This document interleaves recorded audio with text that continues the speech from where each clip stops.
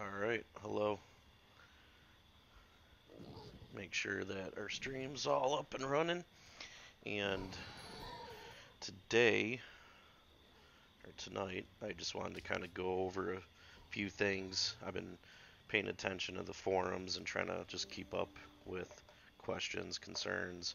Um, Project Gorgon had an AMA with um, overlypowered.com yesterday, and there were some good questions, some good answers in there, but just some things are brought to light. So today we're gonna kind of go over vendoring, organizing your storage, the way the loot works, favors and influencing with the NPCs, and how that affects how you're going out, you're looting items, and then organizing those items, and then the priorities of vendoring and storage and etc. Um, I've been playing the game for a little over a week now, and I've kind of come up with a bit of a system that seems to solve a lot of the concerns that I've read on the forums and stuff. I mean, part of the game is those dynamics and them being challenging. So, with that being said, instead of complaining about what we have to work with, figuring out how to make best with what we have to work with. So, with that being said, um, last night I did my favor hangout with Mushroom Jack over here, and I actually got some pretty sweet stuff for doing that. So I'm gonna come back over here. So to just show you kind of what happened last night. So the last video I went into the sewers and stuff. I'm pretty sure I recorded it. Anyways, um, so we had come back. I did my dump and vendoring and favor, influence, gifts, etc. And I decided to come back, talk to Jack, and he had a oh geez, what it is? Small talk. Continue. Favor. Message for 3. So that sounds pretty easy. Good place to start. Well, anyhow, he had a hangout tag. Apparently, he doesn't have one now. I'm not real familiar with how this works. So, but last night he had a hangout tag. Had a few different ones to pick from. I picked the 8-hour one, which was the longest out of all of them. And when I logged back in today, I had, well, here. So, yeah, neutral. He's still neutral, but yeah, we got like, I want to say it was 60 influence from hanging out with him for 8 hours. And I got both these stacks of mushrooms and also um, I don't remember the amount of experience. Maybe it says it in my chat somewhere. Uh, but it was pretty kick ass. I mean, he's, believe it or not, been pretty difficult to um, get influence with. Yeah. All right. Cool. So yeah, I used we earned 200 XP in mycology, um, and it doesn't have how much influence I received. Like I said, I think it was like 60 influence, which is crazy because you can see here I have 77. So that means on my own doing his uh, favors, which I've already done like 2 favors for him, which was, I believe both of them were collecting 10 mushrooms or whatever, and turning mushrooms into him for a favor, because um, all you have is junk, mushrooms, and headgear, and I have yet to figure out what headgear is. I haven't come across anything headgear wise that has worked. Like I haven't, like, mouse over, nothing's headgear, nothing says headgear. Everything that's like a helmet item or whatnot, I've tried, and I still haven't found how to, or I still haven't figured out which items are headgear or come across something that was headgear. So anyways, he's been a bit of a pain in the butt for me so far. I just haven't figured it out. A lot of the other guys I had already been focusing on and stuff, so I'm just now getting to where I'm focusing on him a little bit with the influence. So anyway, so you got an idea if you didn't before how this influence thing works. You come in, you talk to them, they tell you what they like, dislike. You find those things, you can come turn those things in for gift. You get influence. Well, he's been a pain in my butt trying to level him up. I had 17 influence from doing his quests and turning gifts in. And then last night, like I said, I did the hangout thing where you hang out with the NPC, and when you log back in after that amount of time, you get whatever. And I did the 8-hour one. I got a kick-ass amount of influence. I got tons of mushrooms, and I'm actually going to turn these right around and just give them right back to him for influence. So we'll see what this gives us. 95. Wow. Yeah. So 18 for a stack of 20. Um, and mushrooms aren't exactly hard, but they're not exactly easy to come by either. Um, see what these give us. Bam, there we go. We are comfortable with them, so that's a good place. I like that. Um, so yeah, that's pretty much the gist of all the influence things. If anyone has questions or shoot questions in, even after the stream's over, it's gonna notify me, and I mean, try to answer anything I can. So moving on here with basically the next topic. So the way the order of importance or priority that I figured out with this is okay.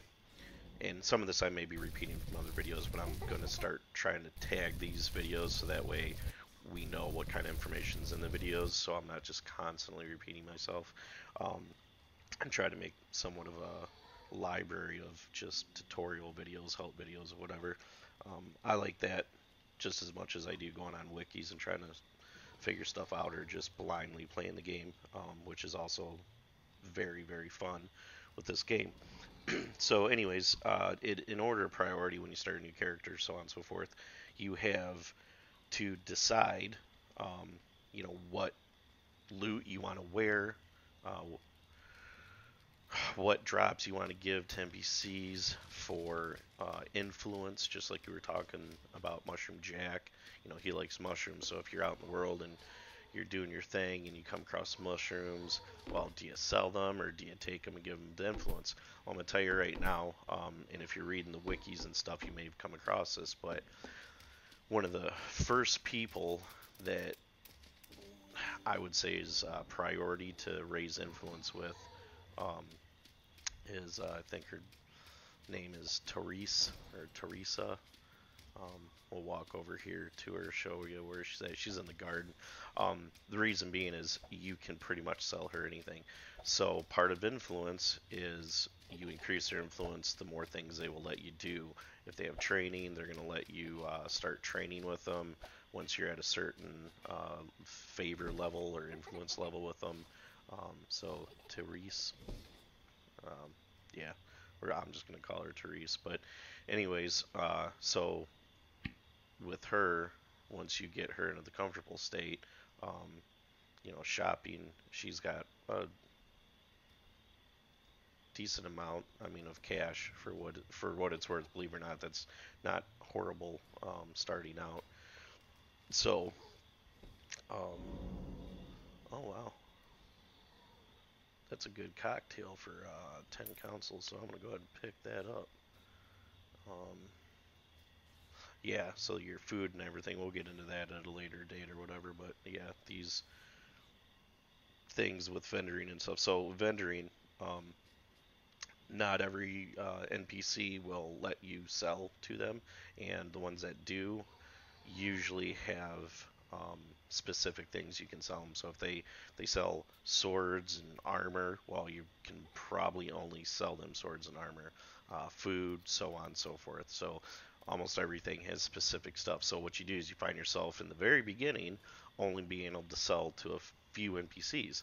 So you're scrambling around trying to figure out which ones you can sell what to, which ones you want to use, which items you want to hold on to, because this game is so involved with crafting and skill and the favor system. So you're turning stuff in. Like almost every single thing you pick up in this game is worth something at some point. It can be used for something that's useful. So you you want to keep everything, or you want to put everything in the most useful point or place, or whatever. So just a good place to start. Worry about Teresa's favorite level. Once you get her comfortable, you can sell more. She's got a little more gold, I believe. Um, uh, which I'm still working on her, and I'm just now figuring this out. It's obviously I did it completely ass backwards because I didn't know any better. I didn't find her until 2 days ago or something like that. But anyways, if you do that and you raise her, then you're gonna have more likeliness to sell good things and lots of money. Like this. Here's what she likes. So you're gonna, while you're out running around, you wanna hold on to plants, seeds, necklaces. Um, well, she doesn't love anything. So, and you'll see there too, which I've been making a spreadsheet of the NPCs and their items that they like and love, and eventually I'll try to find somewhere to link it or post it or send it to the wiki and see if the wiki wants to post it, just to kind of help, because it is nice to, while you're out running around and you're looting, you want to look at every single item and go, oh, because as you do increase influence, you'll start, knowing who you're alright with and who you're not, and then you kind of start getting an idea of what items you really want to focus on for who, because maybe they're going to be priority for leveling up. So, anyway, starting with Therese, it's a good place to start for your influence, and focus on trying to get her influence up. Um, the the next one, in order of importance, I would say is Fendor. Um, Fen something. Anyhow, actually, I'm gonna open that screen up so that way while I'm talking about this, I can actually have the names to look at. So we're gonna close our task manager off. Um, that is not it. So book influence. There we go. Yeah.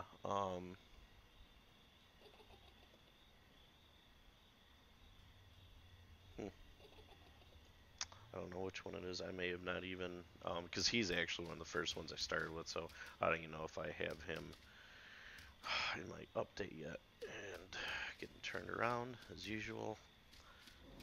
Um, the camera lag actually in Cerbal has gotten a bit better, even aside the fact that I've completely lowered the entity animations, which is a quick fix to make it so you're not spinning around in circles nonstop. Um, I will post a video on that too, just for reference for new players. But Feanor, that's who it is, Feanor. And I don't think I have him on my NPC list yet, so I'll have to get him on there. But um, and why I say Feanor is a good second choice for priority is he works with food, and food is extremely important in this game. Um, and kind of shooting off on another topic here too, touching on another topic rather, um, healing in this game. I've yet to figure out how the roles are played when it comes to, there's not traditional tanks, DPS, and healers. It seems to me that everyone's kind of on their own as far as healing. And at least early in the game, I found food is just so important. Um, Having good food, the right food, etc. So, yeah, we'll just go to Feanor here. Feanor likes fish, meat, milk, cheese, vegetables, prepared fruit, food. Um, he's actually really easy to see, and I mean, I started working on right away because coming out of the early zones and stuff, I had all kinds of crappy meats and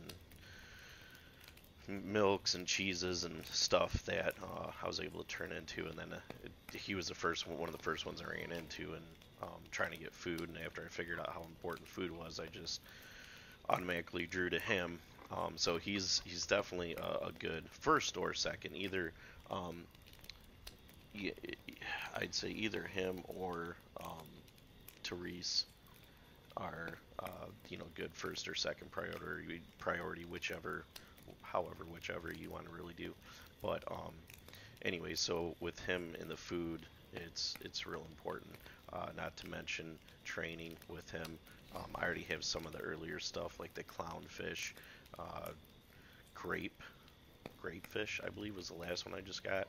So you actually, for the fish portions, you get your fish and then you make fillets, and then after you make the fillet, that's when you actually make food out of it. So it's a bit of a process. And then shopping with him. You see how his cash is 4,700 now. That like I started out with him. That was the other thing because I was scared. He only had 2,000 council or something like that.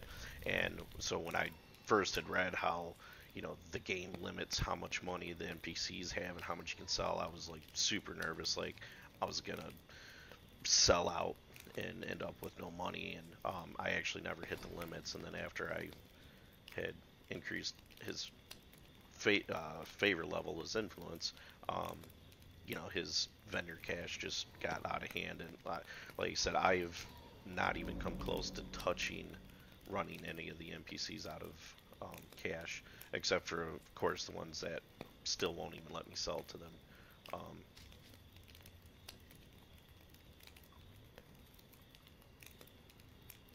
that was weird. That was almost like a zone message there about finding someone. Um, I'm not going on a goose egg hunt right now. But yeah, so I wouldn't worry about running out of cash and stuff. Focus on those two to start with for influence. Um, Food's very important, so you want to prioritize food. For an example on food, we'll just show you like you're gonna probably come across like apples in the very beginning, or even the cave cheeses in the starting zones. And well, so you see the stats for the foods. Like cave cheese is actually pretty good. 24 per update, 27 per update.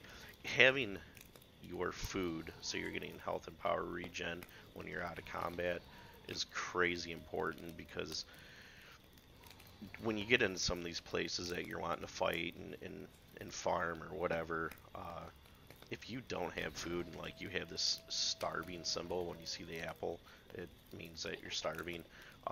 You get zero regen, and having zero regen and no food, and you're stuck in the crypts or the sewers or whatever. It sucks. It happened a few times to me. So boring fruit cocktail. This was the reason I said something about that cocktail because uh, they're. Oh shit! I sold my cocktail. Oh boy. So I'm sitting here talking to you guys, not paying attention to what I was doing. Um, yep, that was pretty stupid. So, anyways, I sold my damn fruit cocktail.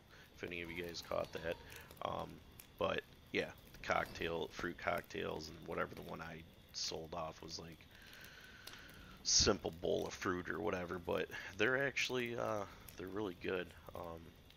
The in combat, I really try to focus on finding ones with good in combat updates. Um, it kind of comes hand in hand. If it's got good in combat updates, then it's just by nature, I think, going to have good out of combat updates. Um, so very important, something to think about. You don't need a ton of it. You need to try to have good ones. I don't see any apples in here, but like apples I think are 10 and 10 out of combat, and oh yeah, slightly subpar fruit cocktails what I had. 120 councils a piece, man. So I'm still trying to work on um, braising, uh, cooking, and stuff, and I've just messed around with fishing. But really, it's so involved. It takes so much time. Yeah, here we go, red apples. So yep, 10 and 10. They're not that great, but they're gonna be probably one of the first things you come across, and it's better than nothing. Um, yeah, I just up until recently paid attention to the food and realized just how important these were. I mean, up into that, I just kept eating apples to stop myself from starving. But, anyways, that being said, I have beets. I will be eating that. These foods last an hour. So, as far as a buff food, um, it's not crucial that you spend a ton of councils on food, but just making sure that you have good food. And as you get to a point where you can start selling and keeping your funds up, um, you'll be fine. There's plenty of food out there between the NPC vendors and then the trade house, which we'll go take a look at. Um, also like to mention, this is a healing potion, but they look like this. So there are alchemy potions that also buff, update health, armor, power regen, and I've found so far that they stack.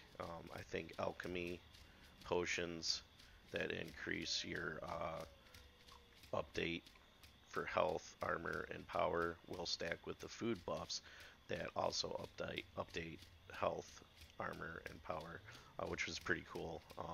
I've been trying to work a little bit on alchemy too. That's one of my focuses. Is going to be alchemy as another trade skill. So this is the player vendor house, and I kind of haven't made a whole lot of sense. I mean, like this says blacksmithing, surveying, carpentry, and uh, there's all kinds of different people in here that are selling more than just blacksmithing and shit.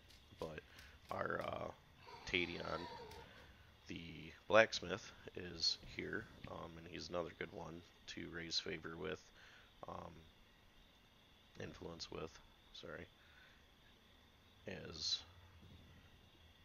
you're able to, anyways. Um, so, yeah, I guess back to topic here with what we're explaining is, so you should have a good grasp on influence, you should have a good grasp on vendoring and the NPCs and how that works. Um, so basically now we will talk a little bit about looting, organizing, and storage, because you will find very quickly, and if you go on the forums, you're going to constantly see posts, complaints, or just general discussion on loots, storage, organizing, so on and so forth. So you have your main bags. This is what you start with. I'm pretty sure I haven't added this or anything. I have added a few to my bank storage, but this is a good size. All right, there's really not anything wrong with this, as far as I can tell, with um, your bag space, like your personal inventory. I think tailoring offers something to where you can add pockets for whatever that really means, and it sounds like it's you don't increase this section, but you add another tab, and how many spaces that those tabs have, I don't recall. I'm not even sure if I seen anything that said like if you do a tailoring pocket, it adds X amount of spaces on another tab. All I kept seeing was, yeah, if you do tailoring, you can add a tab, and people are like, why can't you increase? And so it sounds like there is some option here to add more to your inventory, your personal inventory. Um, but as far as storage in general, what you're going to find is you have a couple NPCs, and there may be other NPCs in the other main towns. I literally have yet to leave the Cerbul zone, for the most part. I mean, I went into Cerbul Hills a little bit, but I haven't explored it. I mean, I've just been trying to figure the game out and get efficient with some of the systems and the mechanics that I've been finding. That, I mean, I'll sit for hours just trying to, or I was sitting for hours trying to figure out what did I want to keep, what needed to go to who for influence, and um, getting money and selling for councils, and it's so overwhelming. So I haven't even left yet. So I'm sure the other cities have NPCs like this, but like Joe here has storage. He starts out with storage right from the get-go. I can't remember if it was less than this, but I'm close friends with him now. Believe it or not, there's a so like what he likes: swords, shields, meat. I mean, there's such an abundance of those type of things that, well, him and Farron or whatever his name was, the food guy, were like the first ones that came across, and I had so much of that stuff. Like I just ended up blowing his influence out like in the early days of the game for me, before I actually started figuring out, oh well, I it was great, leveling his influence, but I can't sell him shit. Like, here you go, look, his vendor cash 15,000, and I literally have, well, I mean, my bags are empty right now, but even if I go out looting, I mean, you have to focus. It's almost like you got to go do a run just for shit to sell him. It's not that it's hard. It's just you have things that you want to give influence for, and again, that's kind of what this is all about. Is like, well, where do you want to focus yourself at influence? Um, you know, what do you want to sell? Well, anyways, yeah, you can only sell him armor and weapon related type of stuff. So right now it hasn't been doing me all that much good, but I am planning on trying to take advantage of that now. Basically, what we're going to do here is after we get done over explaining everything, um, we're going to go ahead and do a run back at the newbie zone. Actually, I went and did a run at the Cerebral sewers, and I'm sure that's extremely loud to you guys. I did a run with the Cerebral sewers for the first time yesterday, I believe, and I wasn't that impressed with that zone or dungeon or whatever you want to call it, because it's obviously not instanced, but um, yeah, I didn't it wasn't that great. It's definitely worth exploring. It's not that it didn't serve a purpose, but I just feel that Anagog Island, the starting zone, there's a lot more to offer there, as far as trying to just pack your bags with stuff that's really good for selling. Some of your earlier stage things like your spider legs and stuff. There were some quests for it. Loot. Just there's so much loot for selling. Trying to turn around and vendor stuff to just make consoles. It just seemed like the newbie zone over there with the dungeon, whatever. I don't know if it's named anything. Just seemed like a better place to go to farm stuff for vendoring and influence right now. That's my opinion. It's kind of what I've run into. Um, but yeah, like these spider legs and stuff, and the spider eggs and milk and something else. Alchemy wise, there's some potions you can make, and trying to collect that stuff so we can level um, things like alchemy and such. Spider speed potion, that's what it is. So in the starting zone, cave, dungeon, whatever, you actually find a book where you can get this recipe, and it's actually, I mean, it is what it is. It's plus one to your speed, but I mean, the fact that you're literally walking everywhere, that can help. So I actually need to sit down and make another few batches of these, which will help level alchemy, which I'd like to focus on. One of the things you can do, and I don't know necessarily that I'll end up changing over to do that, because I do like archery and my knife slash rogue style play. I don't know. It seems to me there may not be so much, there may not be any stealth involved in this game when it comes to um, rogue class, if you will. I'm just going to call it rogues and warriors and whatever, even though it's not really what they're called by any means. It's basically whatever skill you level up, like, and that's what you're referred to as. So just knife, which is similar to a rogue class with its spells and stuff. I just haven't seen anything that's stealth related. So, anyways, real quick too, just show you guys that entity. Man, this hot tip comes popping up on everything. Entity animation distance multiplier.